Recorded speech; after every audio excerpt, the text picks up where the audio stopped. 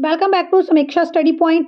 आज की इस वीडियो में क्लास 10th साइंस का चैप्टर हम लोग पढ़ने वाले हैं कंट्रोल एंड कोऑर्डिनेशन, नियंत्रण और समन्वय। इस वीडियो लेक्चर के माध्यम से हम लोग डिस्कस करेंगे स्टिमुलस और रिस्पांस के बारे में, उद्दीपक और अनुक्रिया के बारे में, न्यूरॉन क्या है, न्यूरॉन कितने तरह के होते हैं और न्यूरॉन किस तरह से काम करते हैं, सेंट्रल नर्वस सिस्टम क्या है, ह्यूमन का ब्रेन किस तरह से काम करता है, प्लांट हार्मोन्स कौन कौन से हैं और ह्यूमन में कौन कौन से हार्मोन्स प्रेजेंट हैं और उनके क्या क्या फंक्शंस हैं।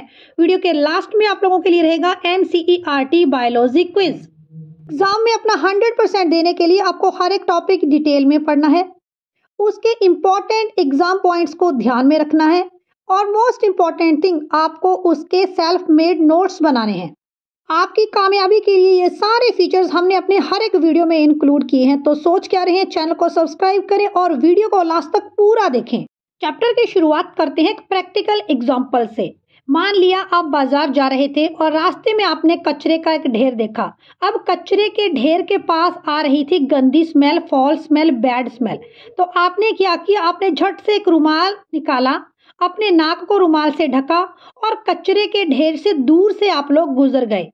यहाँ पर समझिए, आपकी आंखों ने देखा एक कचरे का ढेर, आपके नाक ने एनालाइज किया उस बैड स्मेल को, अब आपके दिमाग ने आपको एक्शन लेने के लिए बोला और आपने झट से हाथ उठाया, अपनी बॉडी के एक पर्टिकुलर ऑर्गन हैंड को एक्टिवेट किया और जल्दी से अपने नाक को कवर किया। अब आपकी बॉडी ने जल्दी से मूवमेंट की और आप साइड से गुजर गए। आखिर ये सारी प्रक्रिया कैसे पूरी हुई? तो ये सारी प्रक्रिया उदाहरण है कंट्रोल एंड कोऑर्डिनेशन का, नियंत्रण और समन्वय का। हमारे शरीर के अंदर हमारे बहुत सारे बॉडी ऑर्गन जैसे किडनी, हार्ट, लीवर, लंग्स, ये बहुत सारे ऑर्गन्स भी काम करते हैं। तो ये भी कैसे काम करते हैं, ये भी एक उदाहरण है कंट्रोल और कोऑर्डिनेशन का, नियंत्रण और समन्वय का। आपने जब कचरे का एक ढेर देखा तो ये हमारे वातावरण में होने वाला एक परिवर्तन था। तो हमारे आसपास होने वाले इन परिवर्तनों को हम लोग बोलते हैं स्टिमुलस यानी उद्दीपक। आपके फोन की घंटी बजी और झट से आपने फोन उठाया, तो फोन क्या है, एक स्टिमुलस, और आपने फोन उठाया तो आपने उस स्टिमुलस के लिए रिस्पॉन्स किया, आपने उस स्टिमुलस के प्रति अनुक्रिया व्यक्त की। इसी तरह से मान लिया एक कुत्ते ने एक मीट का एक टुकड़ा देखा। अब मीट का टुकड़ा देखने के बाद उसके मुंह में लार आ गई, तो कुत्ते ने जो मीट का टुकड़ा देखा, इन्वायरमेंट में एक मीट का टुकड़ा उसको दिखा, तो मीट के टुकड़े को हम लोग बोलेंगे स्टिमुलस, उद्दीपक, और जो उसके मुंह में लार आ गई इसे हम लोग बोलेंगे रिस्पॉन्स, अनुक्रिया। अब आप जो भी देख रहे हैं, जो भी महसूस कर रहे हैं, जो भी सुन रहे हैं, इन सारी जानकारियों को आपके दिमाग तक कौन पहुंचा रहा है और इन सारी जानकारियों को आप जो भी एक्शन लेना चाहते हैं, इन सब एक्शन को ब्रेन से वापस कौन ला रहा है?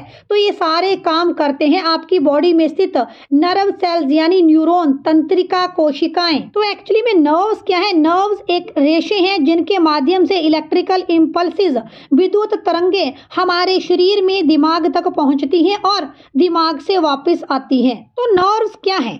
किसी जीव के शरीर में तंत्रिका यानी नर्व्स ऐसे रेशों को कहते हैं जिसके द्वारा शरीर के एक स्थान से दूसरे स्थान तक संकेतों को भेजा जाता है। मनुष्य के शरीर में तंत्रिकाएं ब्रेन को, स्पाइन कोड को आपस में जोड़कर रखती हैं और ये केबल जैसी संरचनाएं हैं जो तंत्रिका आवेगों को यानी इलेक्ट्रिकल इम्पल्सिस को शरीर के एक हिस्से से दूसरे हिस्से तक प्रसारित करती हैं। आपके दिमाग तक कोई भी जानकारी एक बिजली के करंट की तरह जाती है और बिजली के करंट की तरह ही बिजली के करंट के रूप में ही वापस आती है। इसे हम लोग बोलेंगे इलेक्ट्रिकल इम्पल्स या फिर तंत्रिका आवेग। जो तंत्रिकाएं हैं ये मिलकर तंत्रिका तंत्र का निर्माण करती है और हमारी बॉडी में जो तंत्रिका तंत्र है, जो नर्वस सिस्टम है, ये सारा न्यूरॉन से मिलकर बना है। यानी न्यूरॉन तंत्रिका तंत्र की मूलभूत इकाई है। जैसे हमारी किडनी नेफ्रॉन से मिलकर बनी है, उसी तरह से हमारा तंत्रिका तंत्र न्यूरॉन से मिलकर बना है। आपने red blood cell, white blood cells के बारे में सुना होगा। इसी तरह से हमारी बॉडी में प्रेजेंट है न्यूरॉन, जो कि सबसे बड़ा सेल है और हमारे तंत्रिका तंत्र का स्ट्रक्चरल और फंक्शनल यूनिट है। तो न्यूरॉन का काम क्या है? न्यूरॉन का काम है आपने जो कुछ भी देखा, जो कुछ भी महसूस किया, उस घटना को आपके दिमाग तक पहुंचाना और जो भी आपका दिमाग एक्शन लेना चाहता है उस एक्शन को वापस उस पर्टिकुलर बॉडी पार्ट तक पहुंचाना, यानी संकेतों को ग्रहण करना और संकेतों को वापस प्रसारित करना। अब आखिर वातावरण में होने वाले इन परिवर्तन को हमारे दिमाग तक कौन पहुंचाता है? तो वातावरण में होने वाले आप लोग स्टिमुलस बोलते हैं, उद्दीपक बोलते हैं। तो वातावरण में होने वाले इन परिवर्तनों को हमारे 5 सेंस ऑर्गन्स हमारे दिमाग तक पहुंचाते हैं। अभी मैंने आपको एक्सप्लेन किया था कि हमारी बॉडी में संदेशों को ले जाने का काम कौन करते हैं? तो संदेशों को ले जाने का काम करते हैं न्यूरॉन्स। तो देखिए, हम लोग देखने का काम करते हैं हमारी आंखों के द्वारा, और हमारी आंखों में प्रेजेंट है फोटो रिसेप्टर्स, प्रकाशग्राही। तो अब आप जो भी चीज देखेंगे वो जानकारी दिमाग तक ले जाएंगे फोटो रिसेप्टर न्यूरॉन्स। अभी आप लोग अपना फेवरेट मैंगो खा रहे हैं, तो मैंगो का जो टेस्ट है ये आप लोगों के दिमाग तक कैसे पहुंचेगा कि मैंगो बहुत मीठा है? तो मैंगो का ये टेस्ट आपके दिमाग तक गैस्टेटरी रिसेप्टर पहुंचाएंगे, संवेदी ग्राही न्यूरॉन्स। आप लोग बगीचे में घूम रहे थे, आपने कैक्टस देखा, लेकिन कैक्टस का एक कांटा आपके हाथ में चुभ गया। अब जो आपको हल्की सी दर्द हुई, कैक्टस का एक कांटा आपके हाथ में लग गया, ये जानकारी आपके दिमाग तक कौन पहुंचाएगा? तो ये जानकारी आपके दिमाग तक आप लोगों के थिग्मोरिसेप्टर न्यूरॉन्स पहुंचाएंगे, स्पर्शग्राही न्यूरॉन्स। पानी ठंडा है या गर्म है, ये जानकारी आपको कैसे मिलेगी? तो आपका हाथ जब पानी को टच करेगा तो उसे झट से पता लगेगा कि पानी गर्म है या ठंडा है। तो जो आपके ऊष्मा को महसूस करने वाले, जो हीट को महसूस करने वाले रिसेप्टर हैं, ये भी आपकी स्किन में ही प्रेजेंट है, और इनको आप बोलोगे थिग्मोरिसेप्टर्स। अभी मैं आप लोगों को वीडियो लेक्चर के माध्यम से पढ़ा रही हूँ और आप सुन पा रहे हैं। तो ये काम आपकी बॉडी में कौन कर रहा है? ये काम आपकी बॉडी में कर रहे हैं ऑडियो रिसेप्टर्स, श्रवणग्राही रिसेप्टर्स, श्रवणग्राही न्यूरॉन्स, जिनका उपयोग होगा आसपास की आवाज़ों को सुनने के लिए। अभी आप पढ़ रही हैं और आपके कमरे में आपकी मम्मी ने लगा दी एक सुंदर सी अगरबत्ती, खुशबूदार अगरबत्ती। तो अगरबत्ती की खुशबू आपके नाक तक कौन ले जाएगा? आपके दिमाग तक ये खुशबू कैसे पहुंचेगी? तो ये काम करेंगे हमारे ओल्फैक्टरी रिसेप्टर, प्राणग्राही रिसेप्टर, जो कि सूंघने के लिए उपयोग किए जाते हैं। तो हमारे वातावरण के परिवर्तनों को हमारी बॉडी में प्रेजेंट सेंस ऑर्गन, जिनमें अलग अलग रिसेप्टर्स प्रेजेंट हैं, ये सारा काम रिसेप्टर्स के माध्यम से होगा। रिसेप्टर के माध्यम से जानकारियां आपके दिमाग तक पहुंचेंगी। रिसेप्टर्स को हम लोग हिंदी में बोलते हैं ग्राही, यानी ग्राही के जरिए ही वातावरण में होने वाली घटनाएं आपके दिमाग तक पहुंचती हैं, आप उनके लिए रिस्पॉन्ड करते हैं। आपने वातावरण में जो भी परिवर्तन देखा, आपने वातावरण में जो भी चेंज देखा, तो वातावरण में होने वाली घटनाओं की जानकारियां आपके दिमाग तक पहुंचाने का कार्य करते हैं सेंसरी न्यूरॉन्स, संवेदी तंत्रिकाएं। मान लिया एक कुत्ते ने मीट का एक टुकड़ा देखा, तो जो उसने मीट का एक टुकड़ा देखा, ये जानकारी उसके दिमाग तक पहुंचाने का कार्य करेंगे सेंसरी न्यूरॉन्स, संवेदी तंत्रिकाएं। दिमाग तक जानकारी पहुंच चुकी है, अब दिमाग से वापस जो जानकारी आएगी वो आएगी मोटर न्यूरॉन के माध्यम से, प्रेरक तंत्रिका के माध्यम से। जानकारी वापस क्या आई? कुत्ते के मुंह में लपालप पानी आ गया। तो ये जो लपालप पानी आ गया, ये जानकारी कहाँ से आई? ये आई है मोटर न्यूरॉन से, प्रेरक तंत्रिका के माध्यम से। हमारी बॉडी में 3 तरह के न्यूरॉन हैं, सेंसरी न्यूरॉन, मोटर न्यूरॉन और कनेक्टिंग न्यूरॉन। देखिए, अब हमारी बॉडी में एक न्यूरॉन तो नहीं है जो सारी जानकारियां ले जा रहा है और दिमाग से वापस ला रहा है। 2 न्यूरॉन्स को आपस में जोड़ने वाले न्यूरॉन को कनेक्टिंग न्यूरॉन्स बोलते हैं। तो न्यूरॉन के 3 प्रकार हैं, संवेदी तंत्रिका कोशिकाएं यानी सेंसरी न्यूरॉन, प्रेरक तंत्रिका कोशिकाएं यानी मोटर न्यूरॉन्स, और संयोजी तंत्रिका कोशिकाएं यानी कनेक्टिंग न्यूरॉन्स। दिमाग तक मैसेज पहुंचाने का काम करेंगे सेंसरी न्यूरॉन्स और दिमाग से वापस मैसेज लाने का काम करेंगे motor neurons. Structure of neuron की बात करें तो आपने जो भी देखा, जो भी महसूस किया, सबसे पहले ये जानकारी न्यूरॉन के पर्टिकुलर पार्ट में जाएगी जिसका नाम है डेंड्राइट यानी द्रुमिका। यहाँ पर एक जाले नुमा संरचना फैली हुई है और इस जाले के अंदर ही सबसे पहले जानकारी आएगी। उसके बाद आएगी न्यूरॉन की सेल बॉडी। देखिए, सेल बॉडी एक आम सेल की तरह ही है। यहाँ पर न्यूक्लियस है, साइटोप्लाज्म है। एक्सोन से होते हुए जानकारी एक्सोन टर्मिनल्स में पहुंच जाएगी और एक्सोन टर्मिनल से जानकारी दूसरे न्यूरॉन में शिफ्ट की जाएगी। हमारे तंत्रिका तंत्र में बहुत सारे न्यूरॉन्स हैं और 2 न्यूरॉन्स के बीच के छोटे अंतराल को साइनेप्स कहते हैं। अब एक न्यूरॉन से जानकारी दूसरे न्यूरॉन में शिफ्ट की जाएगी। इलेक्ट्रिकल इंपल्स को एक न्यूरॉन से दूसरे न्यूरॉन में भेजा जाएगा एक रासायनिक पदार्थ के द्वारा, जिसे आप कहते हैं न्यूरोट्रांसमीटर। इस तरह से विद्युत तरंगों के रूप में विभिन्न जानकारियां हमारे दिमाग तक पहुंचती हैं और दिमाग जो भी एक्शन लेता है वो वापस विद्युत तरंगों की फॉर्म में, इलेक्ट्रिकल इंपल्सेस की फॉर्म में हमारे बॉडी के वेरियस पार्ट्स तक पहुंचती हैं। देखिए, हमारी बॉडी 3 तरह के एक्शंस ले सकती है: स्वैच्छिक क्रियाएं, अनैच्छिक क्रियाएं और प्रतिवर्ती क्रियाएं। Voluntary actions, involuntary actions and reflex actions. अभी आप मेरा वीडियो लेक्चर अटेंड कर रही हैं, तो जो आप पढ़ रही हैं ये आप अपनी इच्छा से पढ़ रही हैं, ये एक वॉलेंट्री एक्शन है। आपकी मदर अभी आप लोगों के लिए खीर लाई है और झट से टेस्टी खीर आपने खाना शुरू कर दी, तो खीर खाना भी क्या है, एक वॉलेंट्री एक्शन है। आप लोग डांस करते हैं, आप लोग लिखते हैं, ये सारे एक्शंस कैसे हैं, वॉलेंट्री एक्शंस, स्वैच्छिक क्रियाएं। ऐसी क्रियाएं जो आपकी इच्छाओं के द्वारा नियंत्रित की जाती हैं। लेकिन आपका हार्ट तो 24 आवर वर्किंग ऑर्गन है। अगर आप नींद में हैं तब भी आपका हार्ट काम करता रहता है, और अगर हार्ट काम करना बंद कर दे तो ऐसी स्थिति में व्यक्ति की मृत्यु हो सकती है। तो हार्ट बीट करना, रेगुलर ब्रीदिंग करना, सांस लेना, ये सारी क्रियाएं कैसी हैं, अनैच्छिक क्रियाएं हैं। ये हमारी बॉडी स्वतः ही करती है। आप लोग खाना खाते हैं, बॉडी के अंदर खाना डाइजेस्ट होता है, तो हमारी बॉडी अपने आप ही उस खाने को डाइजेस्ट करती है। हमारी इच्छा के अनुसार ये कार्य नहीं होता, तो ऐसी क्रियाओं को बोलेंगे इनवॉलेंट्री एक्शन। वह क्रिया जो किसी की इच्छा से नियंत्रित नहीं है, हमारा शरीर उसे स्वतः ही नियंत्रित कर रहा है। रिफ्लेक्स एक्शन, किसी उद्दीपन के प्रति तेज वो अचानक की गई अनुक्रिया को प्रतिवर्ती क्रियाएं कहते हैं, और हमारा दिमाग प्रतिवर्ती क्रियाओं को संचालित नहीं करता।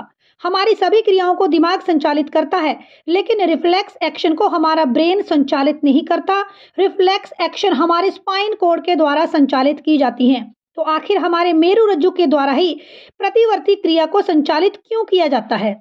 मान लिया आपकी मम्मी ने आपको बोला कि एक बढ़िया सी चाय बना दो। आप लोग किचन में गए और आप जल्दी से चाय बनाने में लग गए, लेकिन जब आप चाय को उबाल रहे थे तो आपने ढक्कन को बिना किसी सेफ्टी से उठा लिया, और गर्म ढक्कन जैसे ही आपके हाथ से लगा तो आपने एकदम से एक झटाके से अपने हाथ को पीछे हटाया। तो ये कैसी क्रिया है? ये क्रिया है रिफ्लेक्स एक्शन। इस क्रिया को हमारे दिमाग ने कंट्रोल नहीं किया, इस क्रिया को हमारे मेरुरज्जु स्पाइन कोड ने कंट्रोल किया। ये देखिए, बहुत तेज और बहुत अचानक की गई अनुक्रिया है। अगर यहाँ पर सिग्नल आपके दिमाग तक पहुंचते और दिमाग ये डिसीजन लेता कि हाथ को वापस हटाना है, तो ऐसे में थोड़ी देरी भी हो सकती थी और आपका हाथ जल भी सकता था।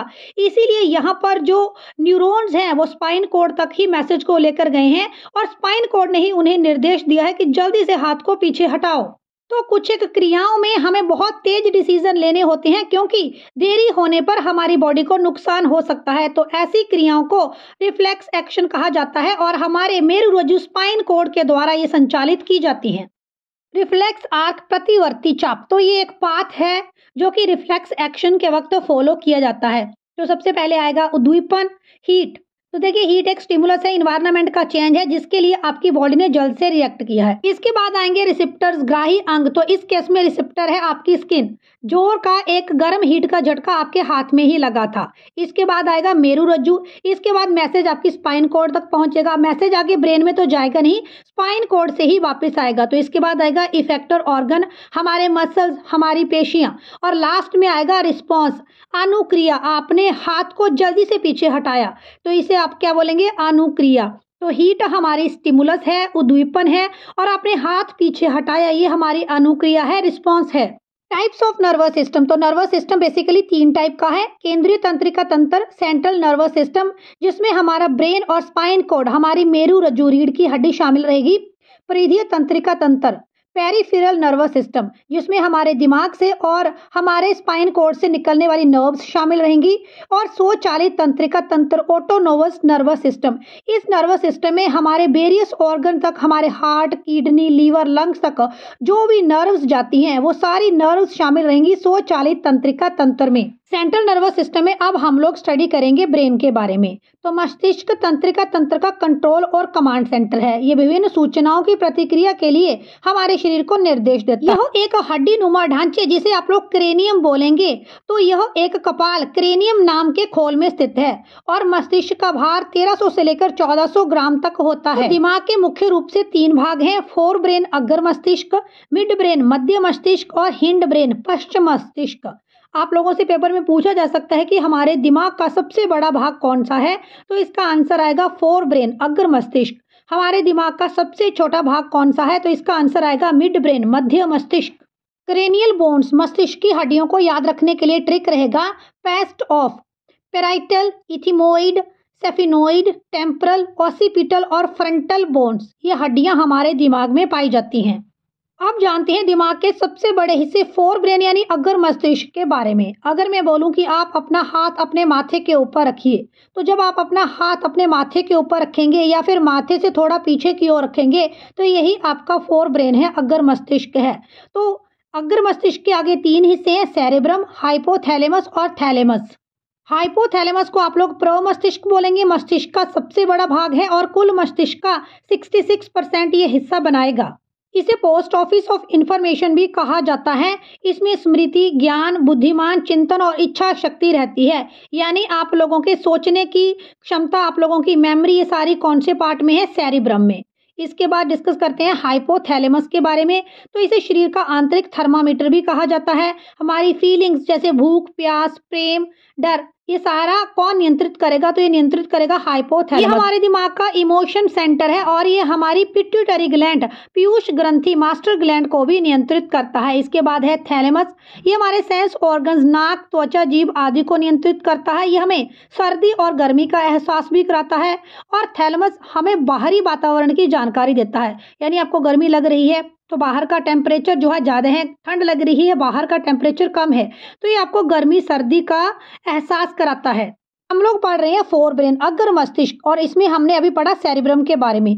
तो सेरिब्रम मस्तिष्क का सबसे बड़ा भाग है और इसे 2 सेरिब्रल हेमिस्फीयर में बांटा गया है, राइट सेरिब्रल हेमिस्फीयर और लेफ्ट सेरिब्रल हेमिस्फीयर। दोनों सेरेब्रल हेमिस्फीयर आपस में एक दूसरे के साथ कॉर्पस्कुलर, ये कनेक्टिव टिश्यू है, इसके द्वारा जुड़े रहते हैं। सेरेब्रम को आगे आप 4 सेक्शन में बांट सकते हैं और इन 4 सेक्शंस को आप लोग बोलेंगे लोब्स। तो ये लोब्स हैं frontal lobe, parietal lobe, temporal lobe और ऑक्सीपिटल लोब।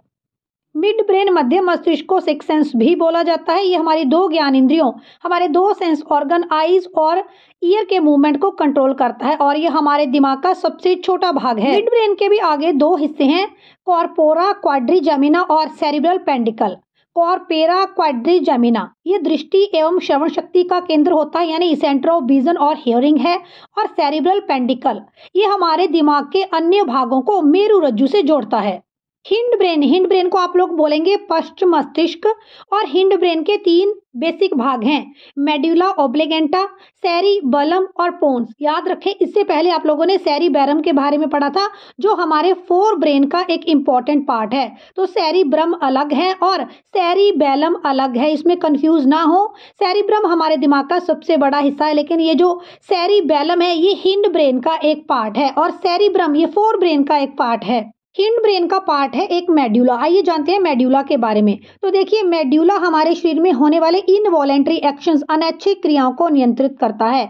आप लोगों का दिल चल रहा है यानी हार्ट बीट कर रहा है, आप लोग सांस ले रहे हैं, आप लोगों ने खाना खाया है, उसका डाइजेशन हमारे डाइजेस्टिव सिस्टम के अंदर हो रहा है। तो ये सारी प्रक्रियाएं ऐसी प्रक्रियाएं हैं जिनको हम कंट्रोल नहीं करते हैं, हमारी बॉडी स्वतः ही इनको कंट्रोल करती है। तो ये सारे इनवॉलेंट्री एक्शन, बायोलॉजिकल एक्टिविटीज जो हमारे जीवन के लिए बहुत इंपॉर्टेंट है, ऐसी बायोलॉजिकल एक्टिविटीज जिनका हमारे जीवन के ऊपर बहुत प्रभाव पड़ता है, इन इनवॉलेंट्री एक्शन को कंट्रोल करता है मेडुला।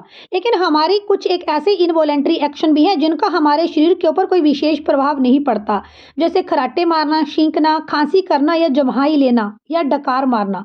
तो ये सारे इनवॉलेंट्री एक्शंस को भी कंट्रोल कौन करता है? हिंड ब्रेन कंट्रोल करता है। और हिंड ब्रेन का कौन सा भाग? मेड्यूला। वीडियो के शुरू में मैंने आपको बताया था कि सेंट्रल नर्वस सिस्टम के दो इंपॉर्टेंट पार्ट है, एक ब्रेन और दूसरा स्पाइन कोड। तो ब्रेन हमने कंप्लीटली स्टडी कर लिया है, अब जानते हैं स्पाइन कोड के बारे में।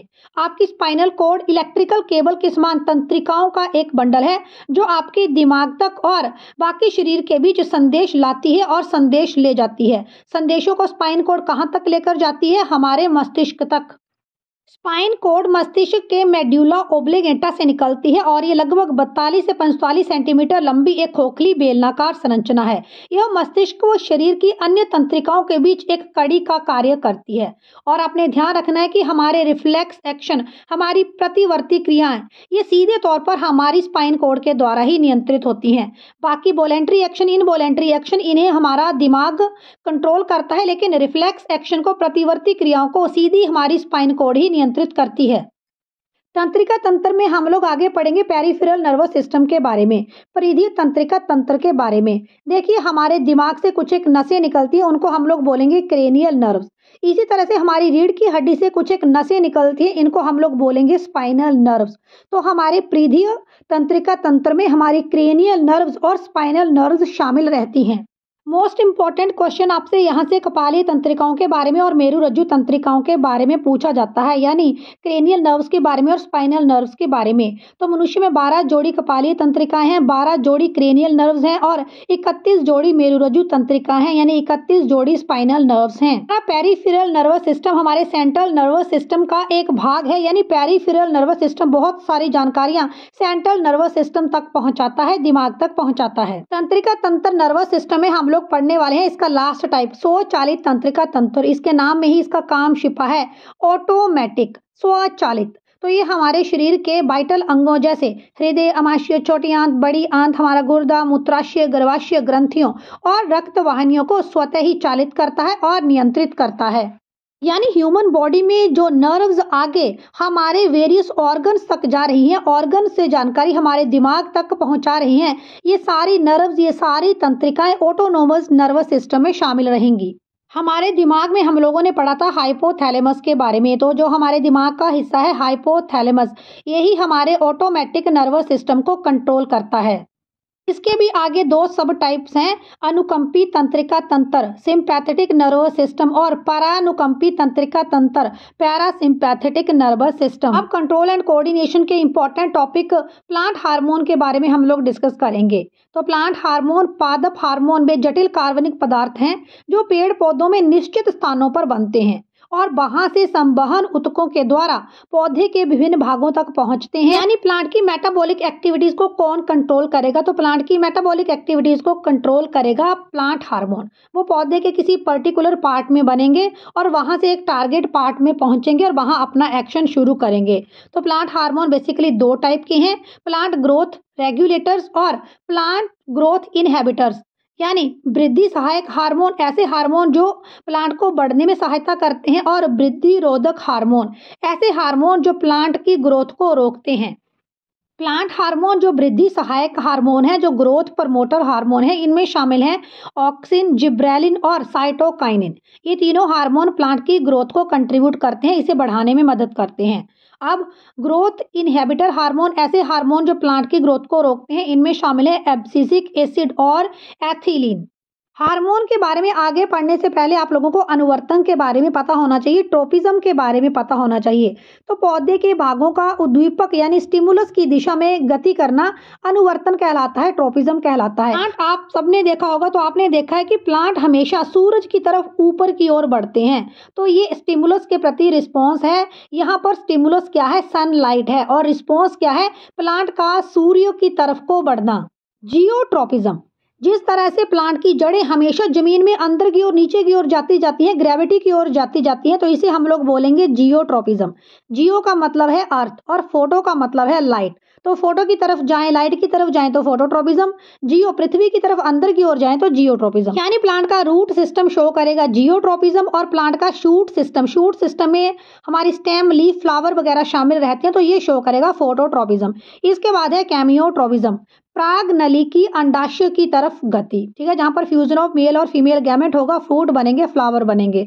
तो रसायनानुवर्तन और जलानुवर्तन यानी हाइड्रोट्रोपिज्म, हाइड्रो का मतलब है पानी, तो पानी की तरफ जड़ों की गति, प्लांट की जड़ें उस तरफ घूम जाएंगी जिस तरफ पानी का एक सोर्स है, तो पानी की तरफ गति को बोलेंगे हाइड्रोट्रोपिज्म। आइए अब जानते हैं ऑक्सिन हार्मोन के बारे में।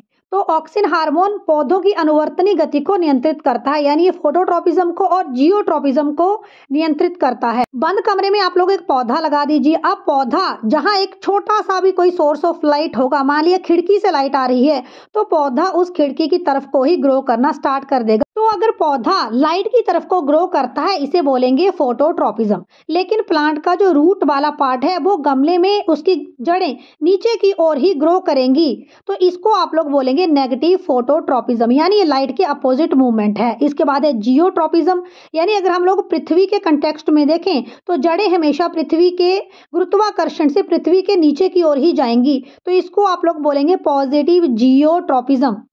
जड़ों की गति पॉजिटिव सेंस में पृथ्वी की ओर, जियो अर्थ की ओर। लेकिन पौधे की बहुत कम जड़ें हैं जो पृथ्वी के ऊपर की ओर ग्रो करेंगी, तो अगर कभी जड़ें पृथ्वी से ऊपर की ओर ग्रो करेंगी तो हम इसे बोलेंगे नेगेटिव जियोट्रोपिज्म। नेगेटिव जियोट्रोपिज्म का उदाहरण दे तो जैसे आपने पीपल की जड़ें देखी होंगी, बट वृक्ष की जड़ें देखी होंगी, वो कहीं ना कहीं बाहर की तरफ भी ग्रो कर जाती हैं, जमीन से बाहर भी ग्रो कर जाती हैं, तो इसे आप बोलेंगे negative geotropism. Plant hormone gibberellin की बात करें तो जिब्रेलिन हार्मोन पौधे की लंबाई बढ़ाने में और पुष्प की उत्पत्ति में सहायता करता है। अगर किसी प्लांट में जिब्रेलिन की कमी हो जाए तो ऐसे में पौधा बौना रह जाता है, यानी बोनसाई पौधों में जिब्रेलिन की कहीं ना कहीं क्या है, कमी है, तो पौधे की लंबाई बढ़ाने में सहायता करता है। जिब्रेलिन के द्वारा जो प्लांट्स के इंटरनोड हैं, यहाँ कोशिकाओं की लंबाई तेजी से बढ़ती है, तो अगर पौधे में जिब्रेलिन ज्यादा है तो इंटरनोड्स की लंबाई तेजी से बढ़ेगी और इस प्रोसेस को आप लोग बोलते हैं बोल्टिंग। और जिब्रेलिन की अधिकता से पौधे का तना भी लंबा होता है, पौधे की ग्रोथ होती है, ये लंबाई में बढ़ेगा। जिब्रेलिन का उपयोग बीज रहित फलों के उत्पादन में किया जाता है, जिस तरह से बनाना सीडलेस प्लांट्स के उत्पादन में किया जाता है, और बीजों को अंकुरित करने में भी जिब्रेलिन मदद करता है। अगला प्लांट हार्मोन रहेगा इथाइलिन। तो ये एक ऐसा प्लांट हार्मोन है जो गैसीय अवस्था में मौजूद है। पेपर में अक्सर पूछा जाता है कि ऐसा कौन सा प्लांट हार्मोन है जो फलों को पकाने में मदद करता है और गैसीय अवस्था में मौजूद है, तो राइट आंसर रह जाएगा इथाइलिन। यानी जब फल पक रहे होते हैं ऐसे समय में पौधों में इथाइलिन की मात्रा बढ़ जाती है। अगला प्लांट हार्मोन रहेगा साइटोकाइनिन, और cytokinin plant hormone cell division के लिए रिस्पॉन्सिबल है, कोशिका विभाजन के लिए उत्तरदायी है, क्योंकि सेल डिवीजन होगी तभी तो नई कोशिकाएं बनेंगी, नई कोशिकाओं का विकास होगा। और एब्सिसिक एसिड जो प्लांट हार्मोन है, ये पेड़ पौधों की वृद्धि को रोकने के लिए और पौधों में पुष्पों और फलों और पत्तियों को गिरने के लिए उत्तरदायी है। आपसे पेपर में अक्सर क्वेश्चन पूछा जाता है कि ऐसा कौन सा हार्मोन है जिसकी वजह से पौधों के फूल गिर जाते हैं, फल गिर जाते हैं, पत्ते गिर जाते हैं, तो ऐसे हार्मोन का नाम है एब्सिसिक एसिड। प्लांट हार्मोन से रिलेटेड एक और इम्पॉर्टेंट क्वेश्चन है, ऐसा कौन सा प्लांट हार्मोन है जो पौधे के जख्म भरने में सहायक है, तो ऐसे प्लांट हार्मोन का नाम है ट्राउमेटिन। ये एक प्रकार का डाई कार्बोक्सिलिक एसिड है, इसका निर्माण घायल कोशिकाओं में होता है। तो आपसे पूछा जाए कि पौधे के जख्म भरने वाला हार्मोन कौन सा है, तो राइट आंसर होगा ट्राउमेटिन। देखिए फ्लोरिजन नामक भी एक प्लांट हार्मोन है और इसका उत्पादन पौधे की पत्तियों और कलियों में होता है। फूल खिलाने वाला हार्मोन कौन सा है, आपने पौधों के ऊपर रंग बिरंगे फूल देखे हैं, तो फूल खिलाने वाला हार्मोन है फ्लोरिजन। और इस चैप्टर का लास्ट टॉपिक है हार्मोन। तो हार्मोन की उत्पत्ति ग्रीक शब्द हार्मो से हुई है, जिसका मतलब है मैं उत्तेजित करता हूँ। तो हार्मोन हमारे शरीर को सुचारू रूप से चलाने के लिए इम्पोर्टेंट है। शारीरिक गतिविधियों को ये हार्मोन संचालित करते हैं और हमारी बॉडी में विभिन्न अंग हैं जिनके द्वारा हार्मोन स्रावित किए जाते हैं। इसे हमारे शरीर में संदेश वाहक कहा जाता है। तो हार्मोन को शरीर में संदेश वाहक कहा जाता है। ये हमारी फिजिकल हेल्थ, हमारी मेंटल हेल्थ, हमारी इमोशनल हेल्थ, ये सारे टाइप की हेल्थ को हार्मोन्स क्या करते हैं, कंट्रोल करते हैं। अब हमारी बॉडी में कई तरह के ग्लैंड्स हैं, जिनमें एडर्नल ग्लैंड शामिल है, पिट्यूटरी ग्लैंड शामिल है, पाइनल ग्लैंड है, टेस्टिस है, ओवेरीज है, पैंक्रियाज है, थायराइड है, थैलमस है। तो ऐसे बहुत सारे ग्लैंड्स हैं जिनसे अलग अलग तरह के हार्मोन स्रावित होते हैं, जिनके बॉडी में अलग अलग फंक्शंस रहेंगे। तो हम लोग हार्मोन का टॉपिक एक नेक्स्ट वीडियो में पढ़ेंगे, एक लंबा टॉपिक रहेगा। वीडियो के लास्ट में आप लोगों के लिए एनसीईआरटी बायोलॉजी क्विज। इनमें कौन सा हार्मोन है जो फलों को पकाने के लिए उत्तरदायी है, ऑक्सिन, जिब्रेलिन, एथिलीन या फिर साइटोकाइनिन। अपना आंसर जल्दी से कमेंट करें। राइट आंसर है एथिलीन। एथिलीन एक गैसीय अवस्था में मौजूद हार्मोन है जो फलों को पकाने के लिए जिम्मेदार है। दूसरा क्वेश्चन, सूचना न्यूरॉन के भीतर कैसे यात्रा करेगी? 4 ऑप्शन है आप लोगों के पास, अपना आंसर कमेंट करें। राइट आंसर होगा ऑप्शन ए। आपने जो कुछ देखा सुना सबसे पहले डेंड्राइट में जाएगा, उसके बाद सेल बॉडी में जाएगा, फिर एक्सॉन में जाएगा और लास्ट में पहुंच जाएगा तंत्रिका के अंत में। और तंत्रिका के अंत में जानकारी इलेक्ट्रिकल सिग्नल की फॉर्म में दूसरे न्यूरॉन में ट्रांसफर हो जाएगी और यहाँ पर न्यूरोट्रांसमीटर एक केमिकल है जो जानकारी दूसरे न्यूरॉन में शिफ्ट करता है। तो option A is correct answer. Dendrite, कोशिका शरीर, एक्सॉन, तंत्रिका, अंत। प्लांट हार्मोन ऑक्सिन का क्या कार्य है? वृद्धि में, श्वसन में सहायता करता है, भोजन लेने में सहायता करता है या फिर रिप्रोडक्शन में सहायता करता है? आंसर कमेंट करें। Right answer will be option A, plant growth, वृद्धि में सहायता करता है। अगला प्रश्न, मानव शरीर की सबसे लंबी कोशिका कौन सी है? रक्त कोशिका, मांसपेशियां, तंत्रिका कोशिका या फिर दिल की कोशिका? जल्दी से अपना आंसर कमेंट करें। तो हमारी बॉडी में सबसे लंबी कोशिका है तंत्रिका कोशिका। Option C is correct answer, neurons. Next question, मस्तिष्क किसके लिए उत्तरदायी है? ऑप्शन ए सोचने के लिए, ऑप्शन बी हृदय स्पंदन के लिए, ऑप्शन सी शरीर का संतुलन बनाए रखने के लिए और ऑप्शन डी उपयुक्त सभी। आंसर कमेंट करें। ब्रेन हमारे दिमाग का जो है ये सीपीयू है, हमारे सारे बॉडी पार्ट्स को ये कंट्रोल करता है। तो राइट आंसर होगा, आई होप आपने गैस कर लिया है, right answer will be option D, उपयुक्त सभी। नेक्स्ट क्वेश्चन, तंत्रिका तंत्र की रचनात्मक एवं क्रियात्मक इकाई कौन सी है? नेफ्रॉन, न्यूरॉन, सेरिब्रम या इनमें से कोई भी नहीं? तो देखिए हमारे जो सेंट्रल नर्वस सिस्टम है, तंत्रिका तंत्र है, ये बहुत सारे न्यूरॉन से मिलकर बना है, तंत्रिका कोशिकाओं से मिलकर बना है। तो right answer will be option B, neuron. साथ में आप लोग कमेंट करके बता दें कि हमारी किडनी की रचनात्मक और क्रियात्मक इकाई कौन सी है, जो कि इन 4 ऑप्शंस में से ही एक होगी। एनसीईआरटी बायोलॉजी के बाकी वीडियोस पाने के लिए चैनल को सब्सक्राइब करें। कौन से टॉपिक के ऊपर आप लोग वीडियो चाहते हैं कमेंट करके जरूर बताएं। Please show support, like, share, subscribe to our channel for more videos. Thanks for watching.